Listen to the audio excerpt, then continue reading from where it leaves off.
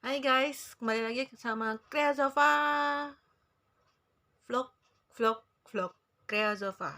Oke. Di sini soal hubungan beracun ya kan.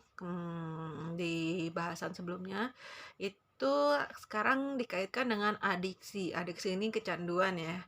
Kecanduan apapun, kecanduan main game, kecanduan hobi-hobi tertentu yang ekstrim misalnya kan. Pornografi ya kan, terus kecanduan seks kalau orang dewasa, kecanduan belanja.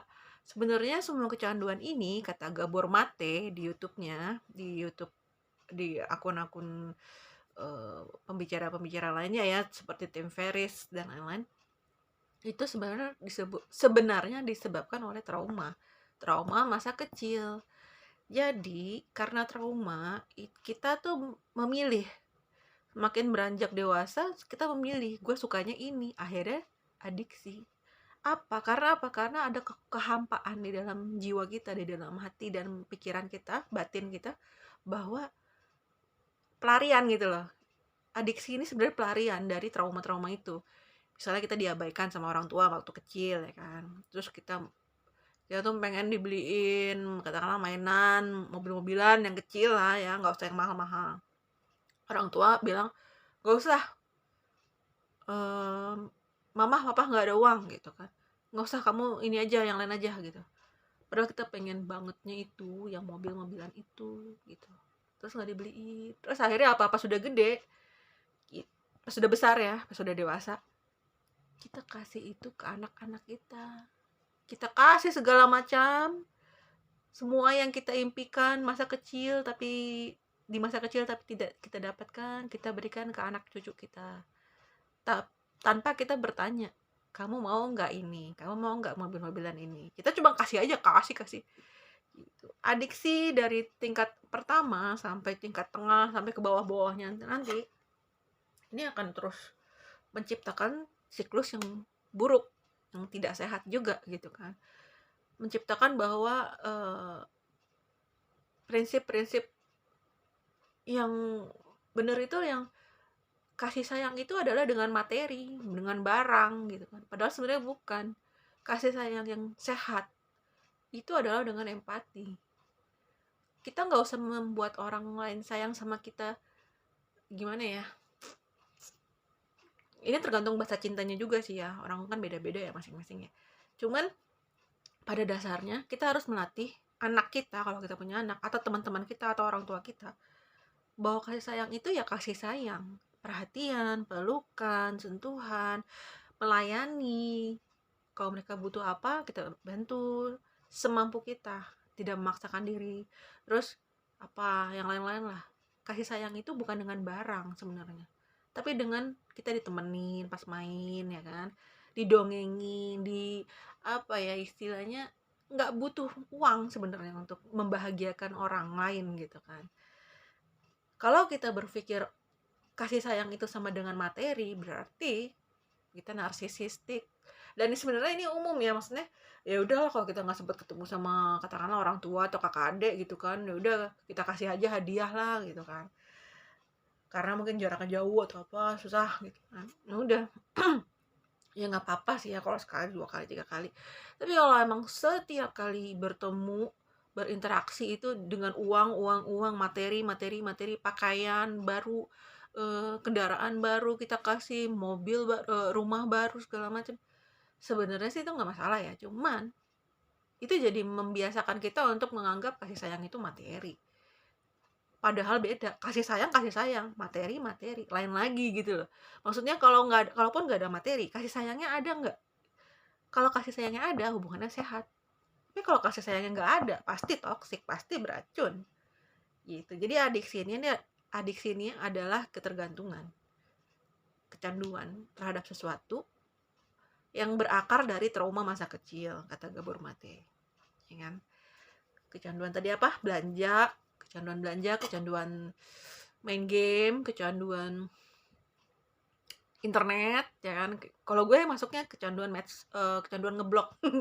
ngeblok dan ngevlog nih sekarang. Gue kecanduan, bukan kecanduan sih sebenarnya. Ketika gue bisa ya udah gue ngeblok atau ngevlog. Kalau misalnya gue nggak maksa gitu kan. Cuman kadang memang gue suka lupa waktu. Nah, kecanduan-kecanduan ini dampaknya adalah suka bikin lupa waktu. Lupa untuk istirahat, lupa untuk mandi, lupa untuk ibadah, lupa untuk makan, bersosialisasi sama teman-teman atau keluarga, terus juga bekerja, lupa gitu kan. Gitu. Dan sampai dampaknya tuh kayak kata psikiater Shin Yijin yang bukunya tuh, pernah gue hampir terjemahkan tapi akhirnya nggak jadi ya. Cuman gue baca cuplikannya bahwa ibu yang sakit melahirkan anak yang sakit pula gitu kan. Gue berpikir dari situ, wow, luar biasa. Berarti dampaknya ibu ini luar biasa ke anak. Ibunya harus sehat dulu, harus bahagia dulu, baru bisa punya anak yang sehat dan bahagia. Batinnya terutama ya, kalau fisik ya Allah yang ngatur lah, Tuhan yang ngatur.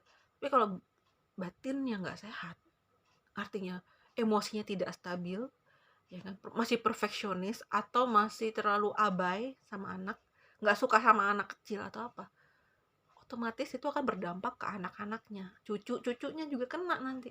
Lihat aja dari anaknya, nanti pasti ada hal-hal negatif yang tidak di-healing, akhirnya dilarikan ke anak-anaknya, cucu-cucunya, cicit-cicitnya, dan lain-lain gitu.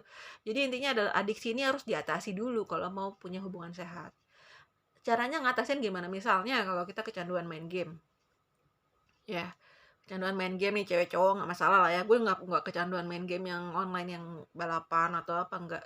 Gue mungkin kecanduannya waktu itu yang ringan-ringan lah, yang kayak Heyday gitu kan. Nggak kecanduan juga sebenarnya, itu mengisi waktu luang sih, waktu refreshing gue ya itu gitu, di luar kerjaan dan di luar yang lain-lain tuh. Cuman kadang suka lama, jadi kalau misalnya standarnya adalah kita melakukan sesuatu itu misalnya 2 jam dalam sehari, ya kan, hobi apalah, waktu luangnya dimanfaatkan untuk itu. Menjadi adiksi ketika kita sudah lupa makan, tidur, istirahat, dan lain-lain, bisa sampai 4 jam, 6 jam, 12 jam dalam sehari kita fokus ke satu hal itu. Setiap hari, kalau bisa dibilang seperti setiap hari ya. Sebenarnya di atas 2 jam aja udah adiksi sebenarnya.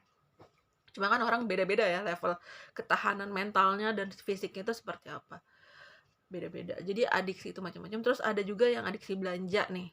Suka lah gonta-ganti kendaraan, suka beli-beli barang-barang yang nggak perlu, ya kan, cuma untuk pamer atau untuk ngerasa puas aja bisa beli gitu kan.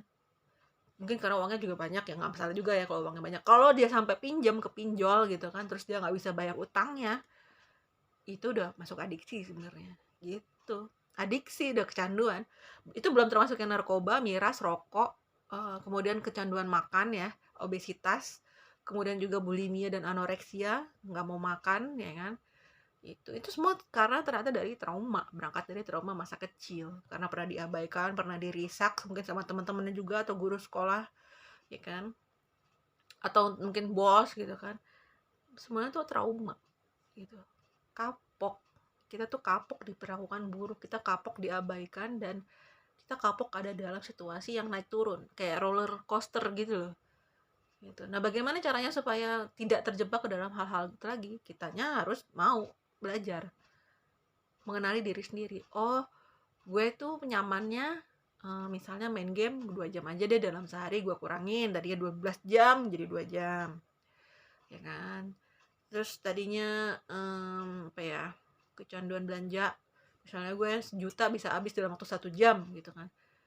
Oke, sekarang gimana ya, terserah sih bagaimana caranya, terserah macam-macam, terserah masing-masing maksudnya, terserah masing-masing. Cuman mungkin yang bisa gue kasih ide adalah, oke, 1 juta tuh belanjanya apa?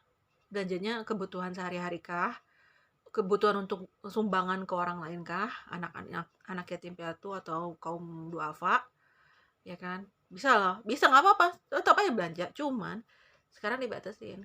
Tergantung kemampuan, lihat dulu kemampuannya. Apakah bulan ini kita punya dana aman untuk biaya hidup, ya kan? Biaya hidup lain-lain lah. Mungkin kalau punya anaknya sekolahnya apakah terjamin penuh, hingga kita harus pakai proyeksi jangka panjang nih untuk mengatasi adiksi ini gitu kan. lihat dampak jangka panjang. Kalau misalnya kita hobi belanja sekarang, apakah kita punya dana untuk 30 tahun sampai 100 tahun ke depan? Gitu loh. Itu yang bikin kita mikir, untuk belanja gue perlu nggak ya gitu kan. Gitu. Jadi nggak semua hal bisa kita forsir ya. Itu aja sih. Kitanya sadar. Intinya healing itu adalah hidup dengan sadar. Ya kan? Kalau adiksi, kita nggak sadar. Kita punya kebiasaan misalnya kayak gue ngeblok ya. Katakanlah gue ngeblok. Tuh gue nggak sadar kalau gue lagi nulis tuh kayak lupa waktu gitu. Tuh nggak sadar namanya. Tapi kalau gue ngebloknya dengan, oke, gue ngeblok semenit aja dah. Ya udah. Jadilah 2 kalimat. Udah itu gue sadar. Akhirnya apa? Kalaupun gue terlihat kayak, oh ini adiksi nih, enggak. Gue menulis itu sadar. Oh, gue mempertimbangkan, gue udah merencanakan, ini gue nulis 2 menit, ya udah 2 paragraf. Udah, selesai. Gitu. Jadi gue tahu batasannya. Gue tahu kapan gue harus melepaskan diri dari HP misalnya. Ya kan, ini kan HP, kecanduan HP banyak nih, kecanduan internet, kecanduan chatting, kecanduan medsos, Tinder ya kan, segala macam itu. Seks, pornografi, kemudian kecanduan apa ya, banyak lah kecanduan ya, seperti yang udah gue bahas di blog gue lah, silahkan baca blog gue, nanti di situ lo kelihatan kok. Itu gue update terus sih, biasanya setiap hari ya gue update kalau ada informasi yang kayak menarik nih buat dibahas, gue bagi gitu. Kecanduan itu macam-macam, jadi luas, dan ini akan menyebabkan hubungan itu beracun. Pasti hubungannya beracun kalau ada salah satu aja yang kecanduan gitu. Oke, pasti nih, ini hubungannya erat banget nih, dan kalau misalnya nggak mau, masalahnya adalah kalau misalnya pasangan ya, atau orang tua sama anak, kalau kita meminta satu pihak itu untuk berubah, kita sendiri harus memperlihatkan, mencontohkan kita pun berubah. Misalnya orang tua sama anak ya, ibu dan anak. Anak itu kan butuh banget perhatian, anak itu butuh banget dukungan, minta ditemenin ya kan, ketika dia ingin main, dia ingin belajar gitu. Ibunya main HP berjam-jam, ketawa ketiwi sendirian karena balas-balasan nih di medsos, balas-balasan, tanggapan, komentar gitu kan. Anaknya terabaikan. Jadi adiksi medsos ini ternyata berdampak ke anak gitu loh. Anaknya ya akhirnya menganggap, ya gue nggak penting kok buat orang tua gue, ya udah ngapain lagi, udah gue main aja sendiri gitu. Ini berbahaya. Makanya adiksi pasti toksik hubungannya, menciptakan hubungan beracun gitu antara orang tua dan anak, teman, bos dan bawahan, dan lain-lain. Oke, itu dulu ya. Mungkin silakan cek blog gue kalau penasaran, dan terima kasih.